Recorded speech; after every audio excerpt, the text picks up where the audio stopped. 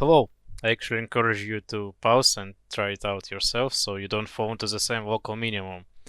I'm going to say the N word in 3, 2, 1, now!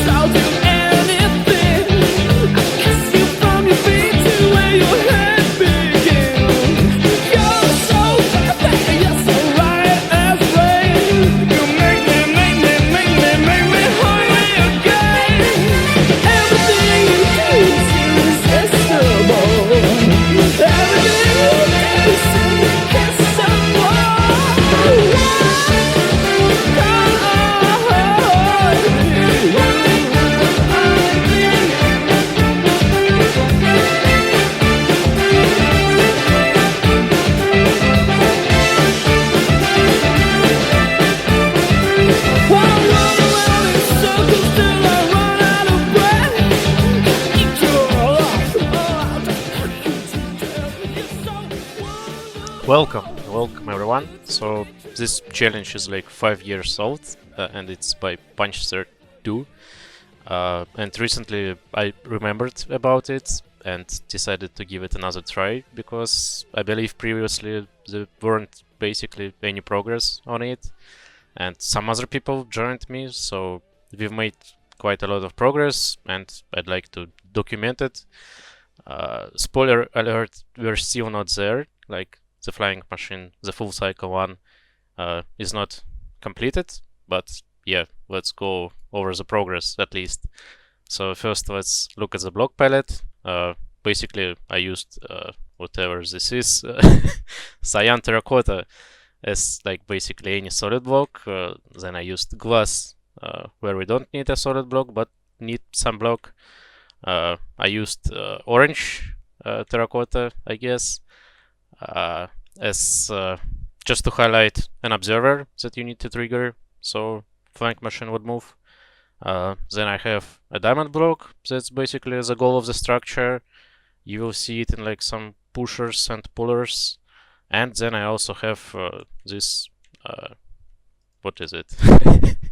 Magenta stained glass to highlight an extra pushable spot that you can use for something, I guess. So first things first, let me explain one thing about flying machines. It's not a binary system, like it's not either not a flying machine or a flying machine. It's more like a spectrum. I talked about this in an incremental engine video, but basically if you need an external power source, like let's say here,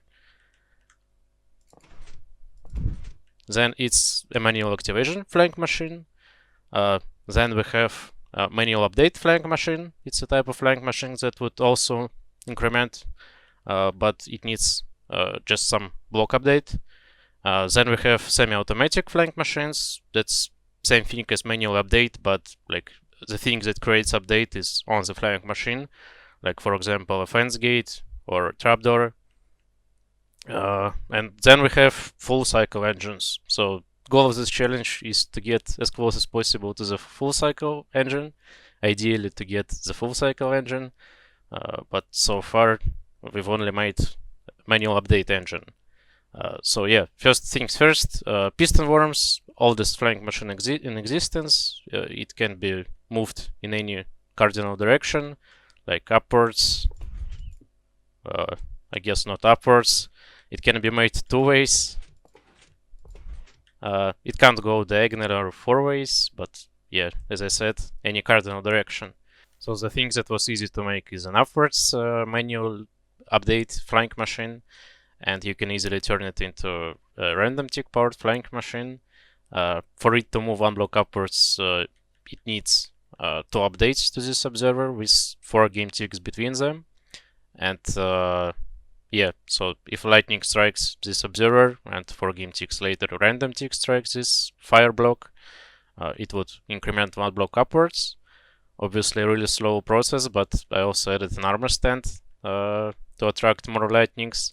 So that's something Nazem Nasmus talked about like 10 years ago. Basically, when lightning strikes, it first chooses some random location, then it does check in a 6x6 rectangle, and I believe like 3 blocks downwards and infinite blocks upwards. Well, to build limit at least. And if it finds an entity in that rectangle, it would strike that entity instead. So this armor stand makes a lightning strike like 36 times more likely. Maybe 49. I didn't watch the video. Like I'm just taking information from my memory, from my degrading old fuck memory. Now let's finally look at the tech that was developed for horizontal full cycle engine. I currently don't have push limit limited to 2, so I can attach this simple manual update engine just for demonstration purposes, but like everything after this slime block would work with push limit 2. So yeah, here's simple forwards extension. Yeah, that's the diamond blocks I talked about. That's the goal of this whole structure. Next, we have piston worms with observers, and that's a very helpful component. And it's really helpful because you can easily fork with it. You can also change its styling. Well, I will talk about it a bit later. But yeah, you can't fork with that one. You can't turn to the side with this one, with this forwards extension, but you can easily do it with piston worms. And yes, you can also attach stuff like this, so you're able to have 2 blocks that you are able to use for something. Next, a very useless upwards extension, but it exists. So yeah, the slope is not the best, but it works. And yeah, that's how you can use those 2 diamond blocks for something useful, like this, for example. Next, we have downwards extensions, and we have a bunch of them. You can tile them differently. Here is the steepest one. Here is a more useless one because you can't really fork from it when you're down below, but it's still useful somewhere, like I will show you later. And yeah, you can also do that, and you can also do that. Next, we have a wire component. So this wire is able to send signals backwards from where it was pushed. So you can see how signal propagates backwards, and you're able to move the whole wire forward. It will spam a bit, but that's a very useful component. That's actually something that was used on a flying machine, manual update 1. Next, we have the puller that's based on the forwards extension. Let's activate it, and you'll see that it pulls this diamond block. Javierto helped me wire this back part, so as you can see, it even has some extra push limit. Sadly, this puller is not really useful because to move those forwards extensions, you need to have a wall of 2 pistons somewhere, and that's a really rare thing to have on a push limit 2 tech. I will show you a more useful puller sometime later. Next, we have a transition from forwards extension to a piston worm. So yeah, nothing nothing incredible here. Yes, that works. And next, something very useful. Fuck. Oh god. It's a transition from piston worms back to forward extension. It's like 2 pistons that are even activated. And the way to wire it is actually to use the fact that you can tile piston worms differently. So let's first move it. So yeah, this line over here is 3 white tileable, while this main line here is 4 white tileable, and that means that you are able to have different delay between those two lines. And using that, you're able to first move this line, activate those two pistons, and only sometime later move the other line and move those pistons forward. So first those pistons activate, and then they move forward. And this is like really useful. For example, I was able to wire this piston worm based puller using that. So yeah, let's also activate it first. Yeah, sadly that mover wasn't useful for the engine, but I'm still really proud of it. So yeah, it was really hard to wire this back part, but I was able to do it with this tiling. And also another interesting thing here is that I needed to cut off one game tick from this side, so this piston has time to deactivate before it gets pulled. And to do that, I also made this like 3 game tick extension with push limit 2. So yeah, also a small but useful component. Now let's finally talk about the engine. So the core part of the engine was shamelessly stolen from the 1.5 90-degree sideways extension by MXI and Jan.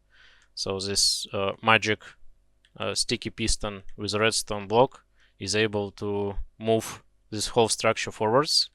And yeah, let me demonstrate it. So that was it. And only thing that's left to pull is this single sticky piston. Now the structure is reset and you're able to move it once again. It needs one extra activation and now it will move. However, it was really hard to attach anything useful to this, and me and Pingo were failing at it until Divided by Zero came and made this amazing component. So this is the first 4 pulls. Let me move it one forward. And yeah, only thing left is activating this piston and also pulling this sticky piston. And the genius part about this is another toggling forwards facing sticky piston with a redstone block. So basically the same component we have here, just facing forwards, and you can also attach those piston worms over here. So yeah, that's what got us moving forward. Next thing I did is attached my piston worm based puller, and also solved the problem with this piston basically by having another row of piston worms on this side. So yeah, this moves forward. And the only piston that was left to activate is this one. So yeah, sadly it's still a manual activation engine. Actually, I only needed to activate this piston, not the one down below. So let's move it again, you will see. And yeah, this piston didn't activate. And sadly, I didn't find a way to activate it. But after some rewiring, I managed to just simply cut all of this and made this. And now this is finally the first like manual activation flying machine. It completes the cycle. Only thing that it doesn't complete obviously is activating this observer once again. And yeah, here down below you can see the backwards wire component. So yeah, it was also helpful.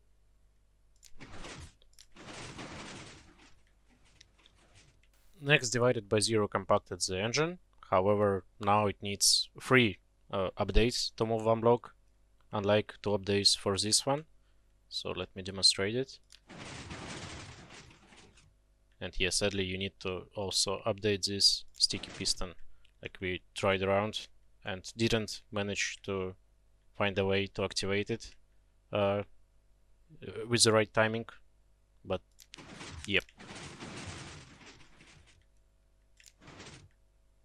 So how is this useful for your classical gameplay?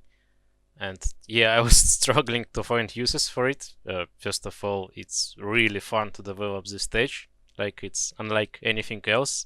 It's an interesting combination of slimeless stage, but with slime blocks. Like, for example, before the waterlogged blocks, there were no way to move water on a slimeless flying machine unless you're in a cold biome where water freezes and you're able to move ice. But with this stage, for example, you are able to move water.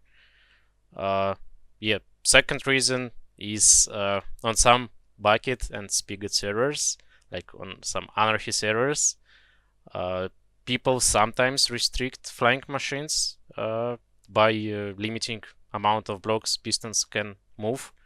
So if you find a server where push limit is set to 2, I guess that's your go-to option for making flying machines. Yeah, please send me if you find such a server and manage to build some flying machines there. That's really interesting to see. Yeah, and third very useful option is I guess it's a 10 block thick shield buster missile by design. So only thing you need to protect is obviously slime blocks because they will attach stuff from them, but it's really easy to like add those piston worms to protect this slime block. So yeah, here is that downwards extension that I talked about, by the way, 2 of them even. So yeah, let's record a small time lapse of busting through this 10 block thick wall.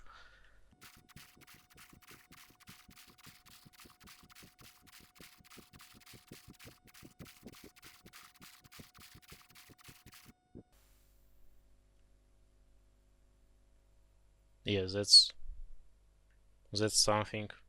One other thing I want to talk about is how to protect those observers from lightning strikes. Like you see this one over here, it has a block in front of it, and also this one over here has a block in front of it. So usually people like struggle with this problem on some quarries and machines like that, but it's actually not a hard problem to solve. So that's also something Nasmus talked about in that lightning explanation video. The way lightnings work, if they find an entity and attract to it, in case an entity doesn't actually have an air block under their feet, it will just straight up cancel the lightning. And this armor stand here is stuck between 2 blocks, so it doesn't fall through the floor. And also it has most of it hitbox inside of this observer. So last time I checked, that's not air. So actually all the lightnings from like this 6x6 region will get attracted to it and will just cancel themselves out. I think this observer is outside of the range. Yeah, it is. So yeah, you will need to add another observer inside of this observer, like over here. And yeah, not a big deal. This video material is basically a cry for help. Like I'm pretty sure that push limit 2 full cycle engine is possible. Not everyone believes in that, but like we run out of ideas what to do and how. So we just need to recruit more people into that, and maybe you have some interesting idea or some interesting components that would help us. So please join like this Discord thread, and yeah, maybe you have some contributions. I think the next thing to try, like it's really hard to attach something that would update that last observer on a manual update engine. So I think to try is to go with 1.5 like first engines approach, so-called X-Wing style. Basically you need a sideways extension for that goes slightly backwards, and then you're able to make like a giant loop and activate the first module that way. Here I tried the 90-degree sideways extension. So here is the sequence.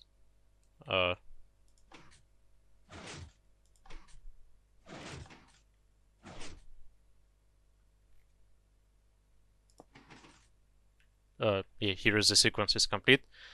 Sadly, that's as far as I got, because you get like no blocks to work with. Somehow this is more challenging than even 1.5 Slimeless stage. Another thing that I tried but without any success is having two of those engines one on top of each other. Here it's not the right version, but like you need more offset in that direction, because the best downwards extension we have is 45 degrees. So basically you stack those engines one on top of each other, and then you attach a downwards extension that goes back and activates this observer. Sadly, timings are not right if you just slap in the same engine like this. This one will activate like before it should activate, and it will break the sequence. So yeah, you will need to rewire this whole thing while keeping in mind that they should like work together and not just as separate components. So yeah, we have some ideas still, but for now I think I'll stop, and maybe someone else can continue and finish our job. So yeah, thanks for watching and bye.